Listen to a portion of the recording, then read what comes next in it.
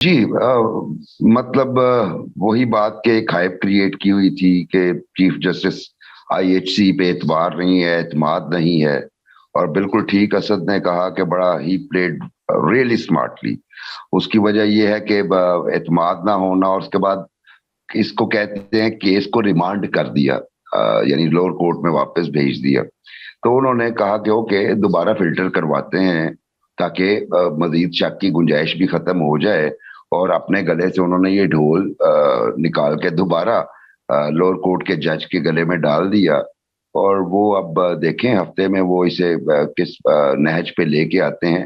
لیکن وہی بات آپ دیکھیے کہ اب ماحول پاکستان میں، اور میں اس کا ذمہ دار سمجھتا ہوں کہ ہماری عدلیہ زیادہ ہے، کہ جب آپ کے پریشر ٹیکٹکس آپ عدلیہ کے خلاف یوز کرنا شروع ہو گئے ہیں.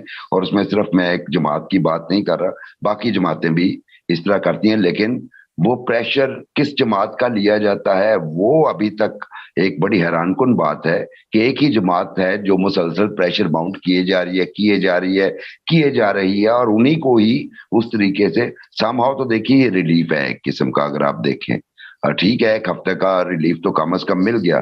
تو اگر یہ کل کی کیمپین نہ چلاتے یا وہ چیف جسٹس کو یہ نہ کہتے کہ جی آپ ریکیوز کر لیں اپنے آپ کو بینچ سے، تو شاید اس طرح کا فیصلہ بھی نہ آتا. لیکن عامر فاروق صاحب نے بھی اچھے طریقے سے گیند کو جو ہے وہ فلک کرنا جسے کہتے ہیں وہ فلک کیا، واپس بھیج دیے.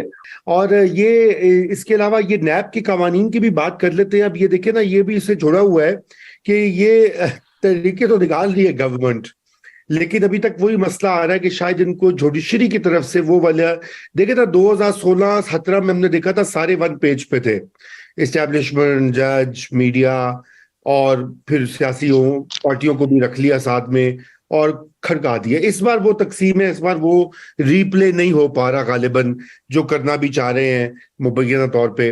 تو یہ نیب کی جو امینڈمنٹس ہیں اس کے بارے میں آپ بتائیے بخاری صاحب، آپ کو کیا یہ لگتا ہے؟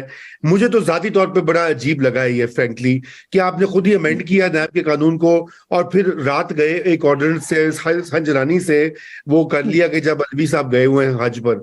دیکھیے یہ قانون بھی ہمارے ہاں ایک مذاق بن چکے، اپنی کنوینئنس کے مطابق جب مرضی آپ ٹیلر کر لیں.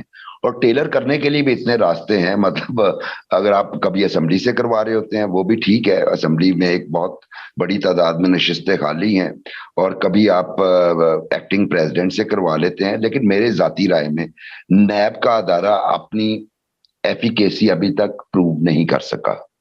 اور ہم تو یہ دیکھ رہے ہیں 23 سال ہو گئے تقریباً نیب کو بنے ہوئے، مشرف دور میں بنی تھی، اور اس کے بعد سے لے کے اب تک صرف یہی دیکھا ہے کہ یہ پولیٹیکل سکور سیٹل کرنے کے لیے یا پولیٹیکل وکٹمائزیشن کے لیے، یا ایک اور آپ کو اختراع پرانی یاد کرا دوں، نیب زدگان پیدا کرنے کے لیے اس کا استعمال ہوتا ہے.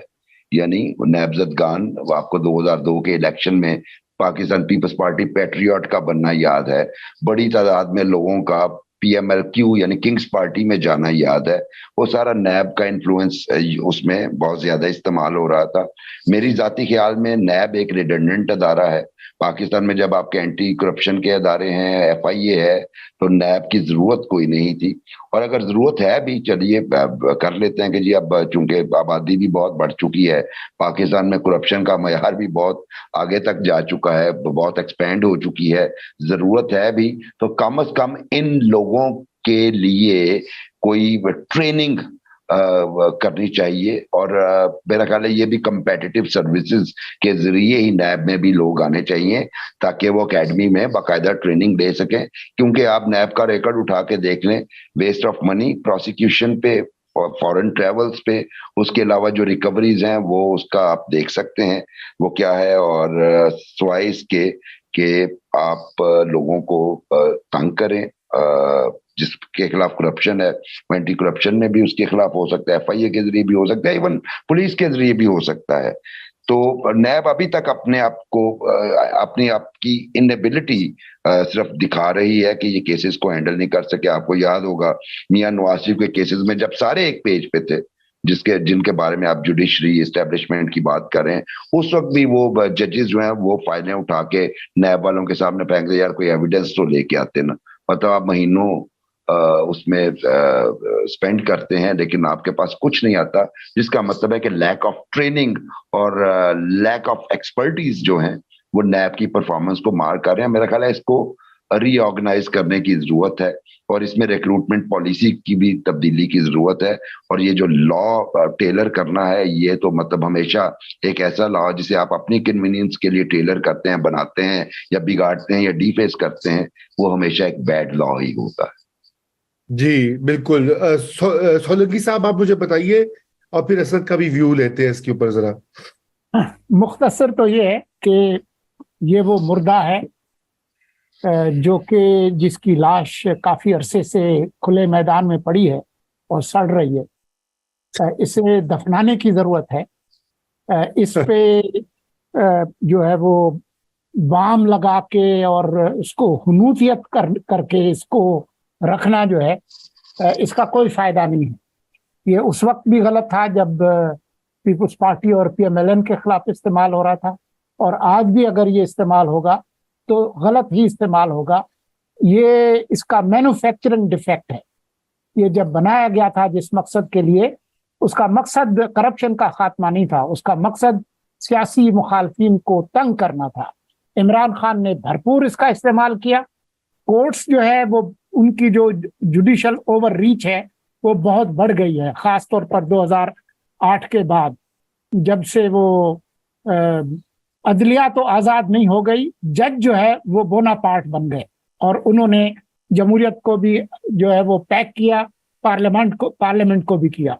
तो मैं इसकी तो हिमायत नहीं करूंगा, लेकिन मैं मुस्लिम लीग नून और पीपुल्स पार्टी को याद दिलाऊंगा कि आपने चार्टर ऑफ डेमोक्रेसी में वादा किया था कि आप एक एंटी ग्राफ्ट एक बॉडी बनाएंगे जिससे कोई बाहर ना हो, न जज बाहर हो, न जर्नल बाहर हो, न ब्यूरोक्रेट्स बाहर हो, कोई भी उससे बाहर ना हो। और उसमें आप जो प्रोफेशनल्स हैं, वाइट कॉलर क्राइम को देखने वाले, लोगों को खोलियों में बंद करने वाले और हथकड़ियां लगाने वाले और थर्ड डिग्री टार्चर करने वाले नहीं, जो एक्सपर्ट्स हैं वो उनको आप उसमें रखें। वही एक तरीका है अगर आपको जरूरत है।